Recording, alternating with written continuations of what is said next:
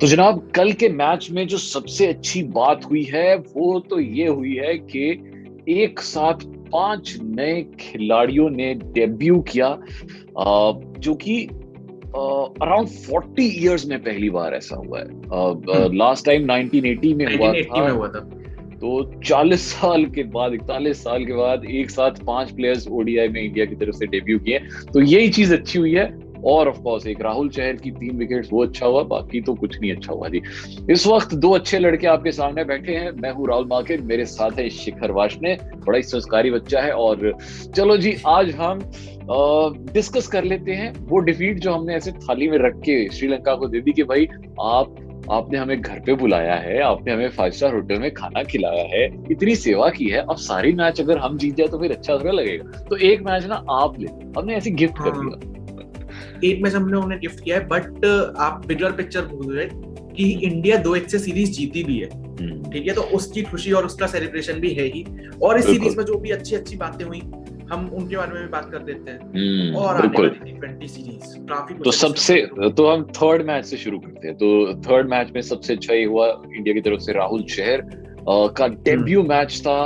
और पहले ही मैच में 3 विकेट, चेतन सकरिया ने बहुत अच्छा परफॉर्म किया। मतलब वेरिएशंस जो उनकी डिलीवरी में आ रही थी ना, मतलब इतनी स्लोअर बॉल्स, फिर स्लोअर बाउंसर्स मार रहे थे, इतनी वेरिएशंस पेस में लेके आ रहे थे, श्रीलंकन प्लेयर्स को परेशान कर रहे थे। पृथ्वी शॉ पृथ्वी ने शॉ भी ने, पृथ्वी हाँ, शॉ की तरफ बहुत से अच्छा। पॉजिटिव था कि वो कंसिस्टेंटली परफॉर्म किया उन्होंने। मतलब वो अपने स्कोर्स को बड़ा नहीं कर पाए, वो इनकी तरफ से गलती रही। But Prithvi Shaw, Surya Kumar Yadav through out दोनों तीनों मैचों में उन्होंने बहुत अच्छा परफॉर्म किया। सूर्य कुमार एक यादव चीज वाज जो ग्रेट। थर्ड हाँ हाँ थर्ड ओडीआई में जो एक चीज हुई है, वो ये कि इंडिया की चाहे ये बी टीम थी, पर इसने फाइट किया है कि एंड तक भी उन्होंने मैच इतने सी टीम थी, आराम। ये तो सी टीम थी। मतलब बी टीम का भी जो बचा हुआ था वो आज खेला है, तो ये इसे सी हाँ, टीम मतलब कहेंगे। जितने डेब्यू आज के मैच में हुए हैं, तो फिर ये सी टीम थी। तो इंडिया की सी टीम में भी मतलब एक वो स्पिरिट तो है यार हमारी टीम के अरे पास कि हम बिल्कुल। फाइट बैक तो करते हैं। लास्ट मोमेंट पे 3 विकेट्स रह गई थी, 7 रन चाहिए थे। मुझे तब भी लग रहा था कि कुछ ऐसा उल्टा सीधा ना हो जाए।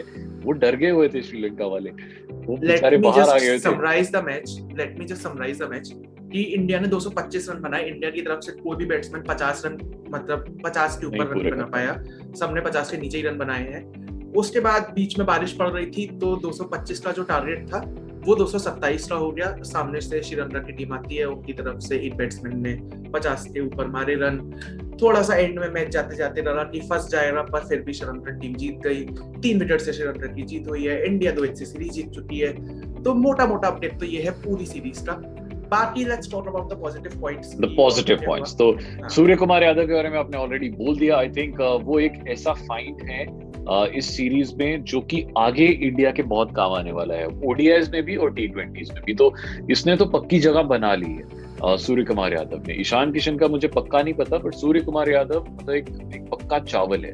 तो उसने तो पक्की जगह बना ली है। जो एक चीज जो मुझे बहुत पॉजिटिव लगी, वो ये कि सेकंड मैच में जिस तरह से दूसरे चेहर ने वो मैच जिताया, भाई ने क्या ओ तो यार, हाँ हाँ। जबरदस्त। एक तो बॉलिंग अच्छी की, ऊपर से बैटिंग, भाई साहब क्या क्या अमेजिंग था यार। तीसरा पॉजिटिव ये था कि कुलदीप यादव और युजवेंद्र चहल ये दोनों कुलचा। वापस आए।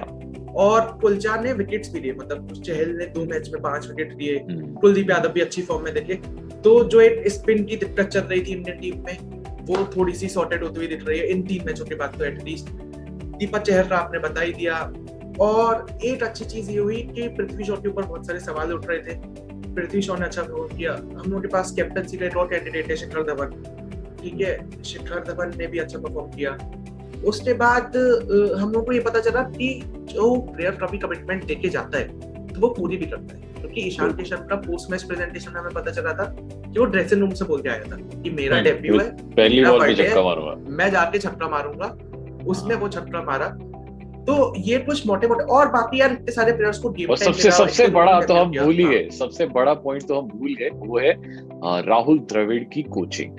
तो ओ अब यार, ये एक बहुत बड़ा क्वेश्चन होने वाला है, क्या राहुल द्रविड़ भी कोच बन सकते हैं? बन तो सकते हैं, बट ये कि कब बन सकते हैं, उनके इट विल ऑल डिपेंड कि T20 वर्ल्ड कप अगर शास्त्री भाई साहब जिता जाते हैं इंडिया को, तो फिर कोई क्वेश्चंस रेज नहीं होंगे, तो उन्हीं को कंटिन्यू किया जाएगा। पर अगर वो नहीं जिता पाते हैं तो डेफिनेटली मतलब आई डोंट थिंक सो कि राहुल द्रविड़ की कोचिंग पे किसी को कुछ डाउट है, क्योंकि रवि शास्त्री का कॉन्ट्रैक्ट भी नवंबर में ही खत्म हो रहा है। हाँ, तो बस वो T20 वर्ल्ड के बाद पता चल जाएगा। अच्छा, मतलब एक चीज जो मेरे को लगती है कि राहुल द्रविड़ का जो ऑरा है, ठीक है, या राहुल द्रविड़ जिस क्लास के प्लेयर है, मेरे को नहीं लगता यार कि उन्हें टेम्परेरी तरीके से कोच बनाया जाएगा कि यार हमारी एक दूसरी टीम जा रही है, आप वहां जाके कोचिंग कर दो।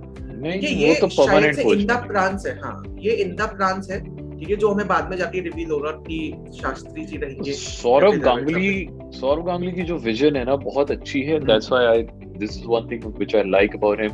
उन्होंने जो अभी यंग टीम जो हम देख रहे हैं, आई थिंक जो उनका उसका बेस रखा था वो सौरव गांगुली ने रखा था, उस पर फिर कैपिटलाइज धोनी ने किया, और अब उसका जो फल है वो विराट कोहली भी खा रहा है। विराट कोहली से मेरे को मतलब जो टीम इंग्लैंड में वहां से खुशखबरी याद आई कि ऋषभ पंत जो अभी तक पॉजिटिव थे और क्वारंटीन थे, वो नेगेटिव हो गए हैं और उन्होंने टीम को दोबारा से ज्वाइन कर दिया है, ठीक है। तो शायद से इंग्लैंड सीरीज का जब वो टेस्ट मैच शुरू हो तो उसमें हमें ऋषभ पंत देखने को मिल ही जाए। बाकी ओडीआई सीरीज तो फिनिश हो गई, चलो T20 सीरीज की बात करते हैं। अब अगर T20 सीरीज में प्लेइंग 11 की बात करें, ये बड़ा कंफ्यूजन होने वाला है कि किसको खिलाएं किसको ना खिलाएं, बिकॉज अभी बी टीम भी है, सी टीम भी है, और सी टीम भी वेरी देखा जाए अच्छा, फील्डिंग को छोड़ के 5 कैच छोड़े बाकी सब अच्छा था। तो अब देखो मोटे मोटे प्लेयर्स हम देख लेते हैं क्या प्लेइंग 11 हो सकती है। तो स्टार्ट तो देखो पृथ्वी शॉ और शिखर धवन तो करेंगे ही। सूर्य कुमार यादव यूटांट में से वो तो पक्का होंगे। देखो अब मनीष पांडे तो सोचना भी मत, सोचना भी मत। 3 मैच हो रहे हैं अब तो नहीं, 3 मैच क्या यार, इतने साल हो गए मनीष पांडे को। वो एक लाख कहीं इधर उधर रन मार देता है, उसके बाद वो फिर वैसे ही हो जाता है। तीसरे नंबर पे सूर्य कुमार यादव, चौथे पे संजू सैमसन या ईशान किशन, किसी को भी रख सकते हैं। दोनों में से एक, और दोनों कीपिंग भी अच्छा कर रहे हैं, तो दोनों में से कोई भी एक आ सकता है, तो वो सब्स्टिट्यूट है। तो ये 4 प्लेयर्स हो गए। 5वें पे अब हार्दिक का मुझे डाउट लग रहा है, क्योंकि यार देखो ना, हम उसे खिलाते हैं एज अ बोलिंग ऑलराउंडर जो कि जो बैटिंग भी अच्छी कर लेता है, बट अभी ना वो बैटिंग अच्छी कर पा रहे हैं ना बोलिंग अच्छी कर पा रहे हैं। तो I think he should take a break. तो और उस दौरान उसे थोड़ा सा अपने ऊपर काम करना चाहिए। I will not second that, क्योंकि जैसे हार्दिक पांड्या को ऑलरेडी बहुत बड़ा ब्रेक मिल चुका है, क्योंकि उसे इंजरी थी और वो सब था। और यार T20 का वो स्पेशलाइजेशन है उसके पास, ठीक है। तो आप एक लाख मैच में खिलाते देखो, क्योंकि वो मुंबई के लिए बहुत अच्छा खेलता है। ओडीआई में शायद से नहीं चल पाया, ठीक है। तो देखो अगर आप T20 में अगर आपको ट्राई करना ही है तो उसके भाई को ट्राई करो, कुणाल पांड्या। वो तो बना ही T20 के लिए।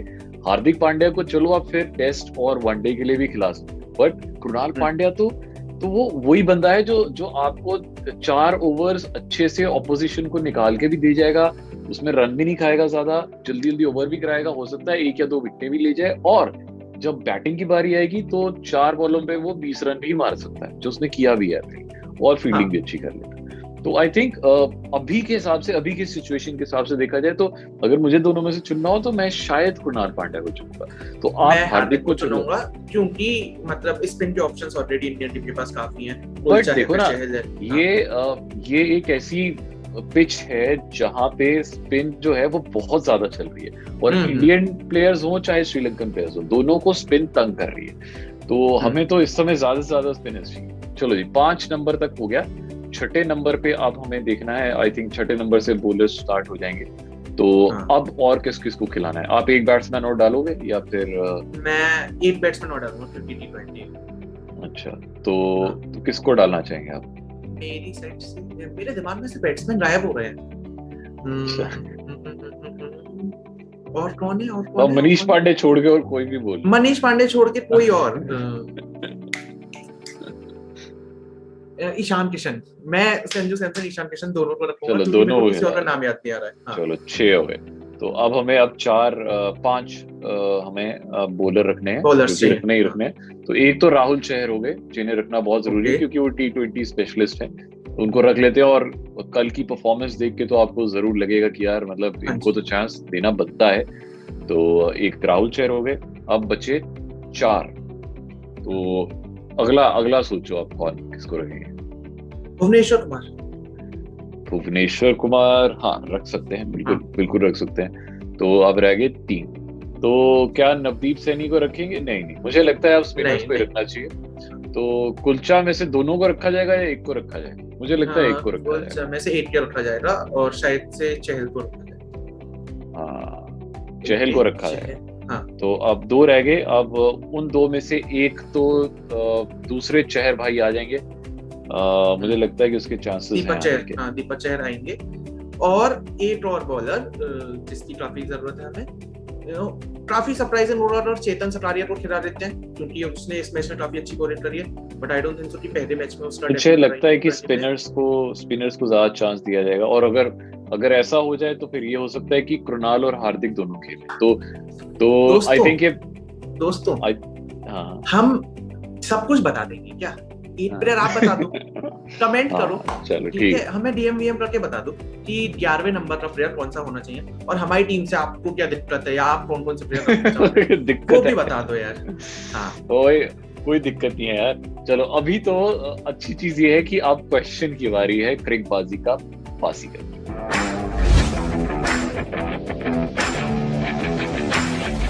तो आज का सवाल संजू सैमसन को लेके है। Sanju Samson is the player जिसने की जिसका जो गैप था from his T20 debut to ODI debut बहुत बड़ा था, बहुत ही बड़ा था, एंड दैट्स द हाईएस्ट। तो वो आपको बताना है कि वो कितना गैप था। तो ये देखो सवाल थोड़ा मुश्किल होना चाहिए ना, तो आपको ये बताना है कि वो दैट्स अ रिकॉर्ड गैप, जो आज तक का इतना बड़ा गैप किसी का भी नहीं हुआ है।